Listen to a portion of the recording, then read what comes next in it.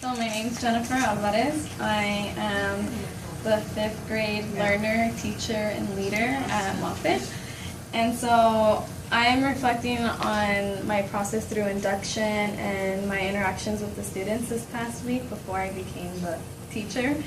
And so it's kind of like me in that moment and also like being here with all of you. So thank you. So reflections. I see such beautiful young faces looking right back at me.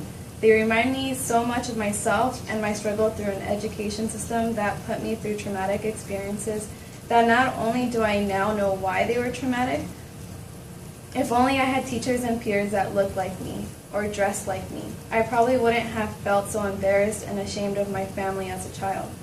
I never heard about the history of my ancestors that would have made me feel something other than shame. Why not invoke some anger in me?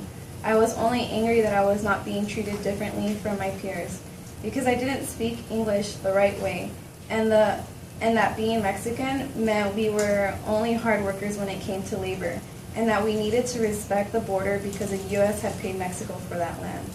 So many displaced communities, broken families, dealing with deportations, and people fighting to survive and provide for their families.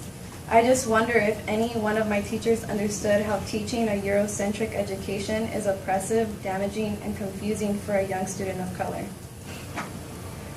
But these beautiful young faces are all different, and each and one of them are their own being and their own character and have their own struggle.